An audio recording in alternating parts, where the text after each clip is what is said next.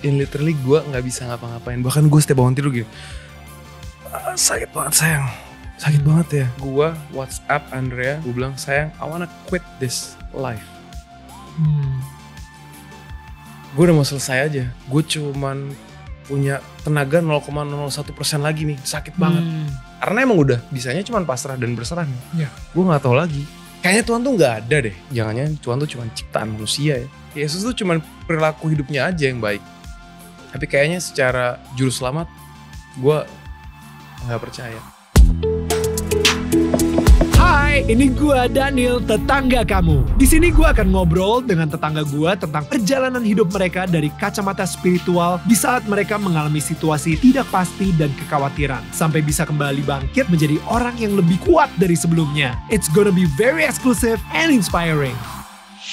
Masih ngobrol sama Ganindra Bimo, tetangga kita di Daniel Tetangga Kamu. Dan guys, jika kalian hanya pengen mendengarkan audio kita aja gitu ya, kalian lebih nyaman kayak sambil melakukan aktivitas kalian dan kalian dengerin di audio aja, search Daniel Tetangga Kamu di semua platform podcast kesayangan kalian. Gue yakin jika kita mendengarkan hal-hal yang baik, otomatis pikiran kalian pun juga akan tercerahkan dan menjadikan ini sebagai ritual harian kalian dan yang pastinya mentransformasi hidup kalian menjadi better, menjadi lebih baik lagi. Because this podcast is all about feeling good and feeling God. Alright, balik lagi ke Bimo. Jadi untuk ngejelasin dikit aja, ketika lu bilang kayak udah nih bucket listnya udah kena semua, berarti basically impian lo, cita-cita lu yang lu tulis segala kayak gitu, lu mau main film sama siapa, lu mau acting di mana, lu pengen ngedapetin apa, semuanya udah lu centang. Bahkan bukan film aja sih, kalau film gue masih banyak yang checklist, tapi maksud gue secara general picture hidup gue, kesuksesan yang lu idamkan udah dapet semua. Definisi sukses buat gue waktu itu gue udah checklist. Lo rumah udah ada, istri udah lumayan, well bukan lumayan, maksudnya istri juga ada juga. Tapi satu aja nih. Istri udah lumayan banyak. Enggak, tunggu gitu. Satu aja. Abis itu, uang juga, resources juga udah ada, dan koneksi juga baik, dan secara ketenaran, influence juga lu udah punya. Jadi basically itu semua kayaknya lagi ngerasa paket lengkap banget. Iya, gue ngerasa dinasti itu berhasil gue bangun atas kekuatan gue. Wow. Atas kekuatan gue. Wow. Gue lupa tuh dialog-dialog gue sama Tuhan waktu di Siloam, waktu di A, B, C, D, E, F gitu, gue lupa. Karena kayak bukan dibikin buta, emang karena kuat dan hebatku aja gitu, rasanya gitu. Sampai ada satu momen dimana gue baca gini, manusia adalah ciptaan terbaik Tuhan, atau Tuhan adalah ciptaan terbaik manusia. Itu gue bilang sama Andrea, kayaknya Tuhan tuh gak ada deh. Itu gue ngomong di kursi sofa bro. Itu beres momen-momen yang gue bilang tadi, checklist semua, dan gue ngomong kayaknya Tuhan gak ada deh. Itu kayak jangan-jangan Tuhan tuh cuma ciptaan manusia ya. Terus Yesus tuh kayaknya, Yesus tuh cuma perilaku hidupnya aja yang baik. Tapi kayaknya secara juru selamat, gue gak percaya. Wow. Itu gue ngomong bro. Itu gue ngomong, jadi secara langsung gue menyangkal Yesus kan. Menyangkal Tuhan gitu. Dan gue mencobai Tuhan. 2 minggu dari situ bro. Okay, this is exciting. Harusnya ada Andrea nih, jadi dia bisa ketawa dan noyor gue kayaknya. Karena dia bilang, bener banget kejadiannya kayak gitu. Oke. Sorry ya, ini jadi kalau gue emang ceritanya apa adanya. Jadi no, please. I love it. Gue nggak, yang haru tadi kalau ini mungkin lebih ke arah konyol aja buat gue gitu. But I love it. Gue nyoba, gue bilang gitu 2 minggu kemudian, sakit yang gue rasain selama ini itu gradasinya dari level 3 eskalasi ke level 10 bro. Wow. Sakit banget, dan gue lagi promo film yang waktu gue syuting, dan gue bilang bucket list gue udah kesampean semua. Gue pas promo itu tour naik pokoknya fun, enak banget lah itu yang buat tour buat promo film. Terus gue nanya partner gue waktu itu kan Sheila Dara kan, Sheila lu tuh kalau duduk gitu pegel gak sih lehernya? Pegel, tapi dia bisa main handphone, pegel kok, tapi normal. Emang lu kenapa? Gue kok kayak kebakar ya. Sepunggung gue kayak kebakar, gue pusing, pandangan gue udah mulai blur. tangan gue udah gak ada rasanya. Seminggu kemudian beres promo, gue pulang ke rumah, gue udah gak bisa ngapa-ngapain Nil.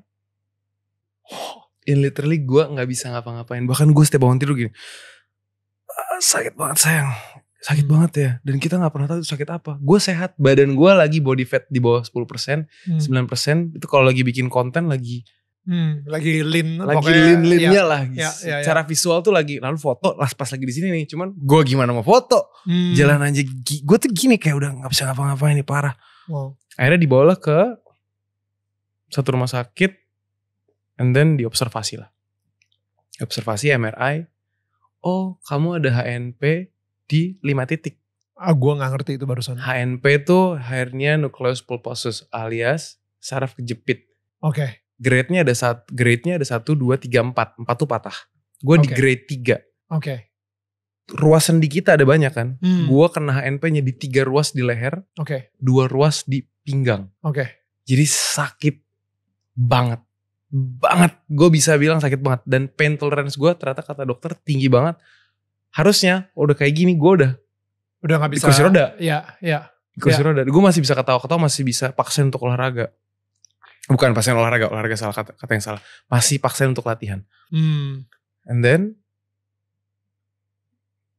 gue ke konsultasi sama dokternya, apa yang mesti gue lakukan untuk keluar dari rasa sakit ini. Karena sakit banget, extremely painful. Dia ngejelasinnya gini. Ini tulang punggung bapak. Ini dibedah, dibuka, dicabut tulangnya, diganti sama yang baru. Dan kita lihat selama 1 tahun ini bisa berkoordinasi dengan baik atau enggak syarafnya. What?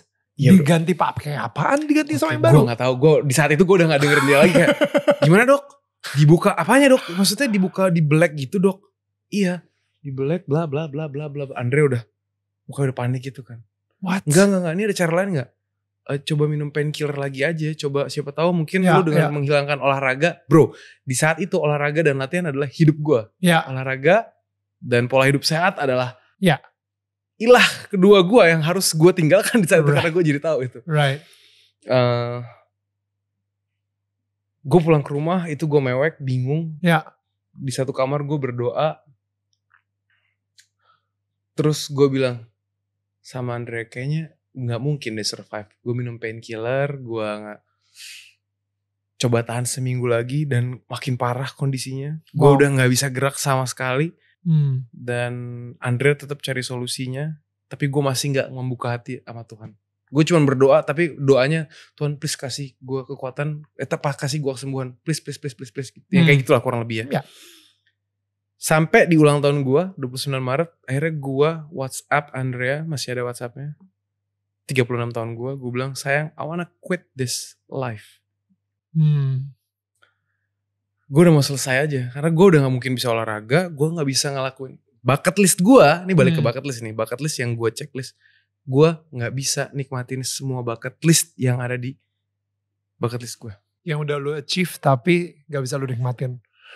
Karena gue punya statement gue nyobain Tuhan tadi. Gue bilang Yesus bukan juru selamat, jadi gue bilang, semua bucket listnya ada sekitar berapa gitu. Itu gak ada satupun yang bisa gue nikmatin. Termasuk olahraga. Yang selama ini gue selalu pakai itu. Gak ada satupun gue mau udahan aja lah. Gue gak bisa main film. Gue gak bisa ngomong. Gue ketemu orang sakit. Muka gue udah beda banget nih. Muka gue udah nahan sakit. Gimana sih kalau orang constant pain gitu. Sakit banget. Terus gue WhatsApp Andre kayaknya gue bilang gue udah capek sama hidup ini. Gue udahan aja. Tapi gue gak tahu maksudnya cara udahannya gue gak ada di titik yang lagi drama-drama lagi mau gantung diri gitu. Enggak. Tapi gue bilang I wanna quit this life. Gue udah capek banget. Sakit banget. Gue cuman punya tenaga 0,01% lagi nih. Sakit banget. Sabar ya. Dia bilang coba kamu bener-bener berdoa deh. Minta pertolongan Tuhan. Di titik itu akhirnya gue bilang iya deh. 0,01%. Kalau dulu nyokap gue punya harapan untuk bokap gue. Dan kalau Andreas selalu punya harapan untuk orang-orang di sekitarnya termasuk gue. Kenapa gak gue sendiri ngalamin Tuhan dan gue ngebuka diri sama Tuhan ya. Kenapa gue gak mengenal Tuhan ya. Mengizinkan si ketukan itu masuk ya.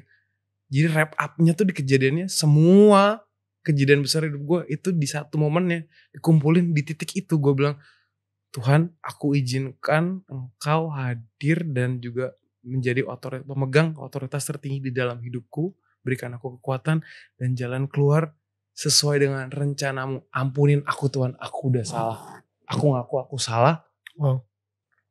Aku gak punya jalan keluar. Aku takut, tapi aku harus lihat dari sudut pandang kemenangan. Dan aku mau menang bersama Engkau. Dan aku yakin aku sudah dimenangkan ribuan tahun lalu oleh Engkau, Bapak. So, malamnya gue selalu di YouTube gue tuh selalu nontonnya basket, channel tentang life hack bisnis bla bla bla gitu kan, tentang clothing line. Nggak pernah ada algoritmanya tentang ibadah, bro. Nggak ada. Tapi di malam itu pas gue berdoa, yang nongol tuh Juan Mogi.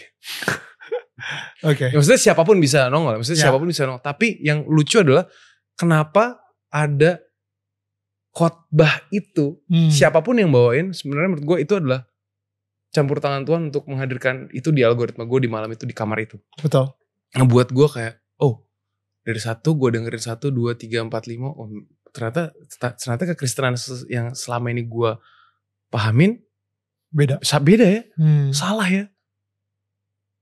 Dan gue selama ini bergantung sama kekuatan gue sendiri, dan ada khotbahnya, ada firmannya, dan disitulah gue ngerasa kalau emang gue menyerahkan sama Tuhan, gue percaya aja. Udah gue percaya dan gue pasrah dan berserah. Karena emang udah bisanya cuma pasrah dan berserah nih. Ya. Gue gak tahu lagi. Gue ngebayangin dokternya bilang bedah ditarik, diputer, dijilat, dicelupin gitu. Maksud gue itu udah pakai susu. Iya. Udah kayak Oreo gitu tulang punggung gue. Kayak menurut gue sesuatu yang udah gak tahu di dalam kepala gue, udah gak ada rumusnya lah. Besoknya Andre dihubungin sama sebuah klinik, namanya Klinik Lamina. Dia punya jalan keluar, dia punya solusinya. Jadi operasinya, gue datang ke klinik itu, dia bilang operasinya akan pakai teknologi tercanggih terbaru namanya Joymax, bla bla bla bla bla bla bla, tenang aja. Dan lu tau apa yang luar biasa? Tuhan hadirkan masalah itu sepaket sama jalan keluarnya. Semua sakit gue itu sepaket dikasih jalan keluar sama Tuhan. Kayak lu dapat untuk jadi studi case-nya orang-orang yang punya penyakit kayak gini. Dan makanya sekarang gue declare gue mau kesaksian bahwa sakit HNP itu sebenarnya banyak yang ngalamin, tapi mereka takut untuk operasi dan takut untuk ambil tindakan.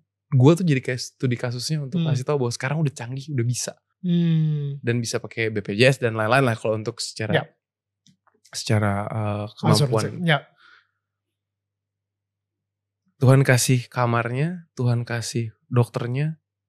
Lo tau gak? Setakut itu gue sama hidup gue sampai gue bilang I wanna quit this life. And then Tuhan datang dengan solusinya. Lo tau gak berapa lama dari gue operasi sampai gue bisa balik nge-gym lagi dan totally happy lagi? I don't know, berapa minggu, berapa bulan? Guess, give me a number. Dari sakit banget itu. Dari operasi sakit banget. Ya. 6 bulan lah ya. 7 hari bro. Come on. Gue operasi hari Senin depannya itu gue udah nge-gym. Udah bisa nge-gym. Bentar, jadi wait, gue masih gak ngerti. Oke, operasinya kan seharusnya adalah dibelek, dibuka, tulang punggungnya dikeluarin, diganti sama yang baru, ya kan? Nah, ini operasi apa kalau gitu? Joymax ini jadinya canggih, cuman dimasukin alatnya. Lu bisa lihat leher gue nanti, ini ada 3 bolongan gitu, 3 titik itu. Dia masuk alatnya, and then dia korek tulangnya yang jepit syaraf gue, dia sedot syaraf-syaraf yang ngejepitnya. Udah canggih intinya. Gue juga gak tahu gimana cara dia mengoperasikan itu. Pokoknya dijepit hanya di 5 titik yang syaraf kejepit. Di 3 titik yang ternyata yang di pinggang itu menurut dia gak perlu dioperasi karena otot gue masih besar untuk bisa nyangga. Wow. Jadi si Black itu, dan yang ngomong itu bukan satu dokter, ada banyak dokter yang ngomong Black dikeluarin ya. Bla itu ada 2-3 dokter. Right. Dan datang satu orang ini, dokter yang dikirim Tuhan setelah gue pasrah dan berserah. Wow. Itu 7 hari kemudian gue udah nge-gym dan gue bilang, wow, God is great, dan gue ngalamin Tuhan. Kesembuhan gue bukan karena kekuatan hebatku, dan semua yang gue alamin dalam hidup gue tadi gue ceritain ke lu tuh domino efeknya. Ini tumpah ruahnya ada di sini. Gue bilang emang Tuhan, saya nggak akan mau mempertanyakan Tuhan lagi. I don't wanna questioning you anymore. Tuhan hadir, Tuhan hebat.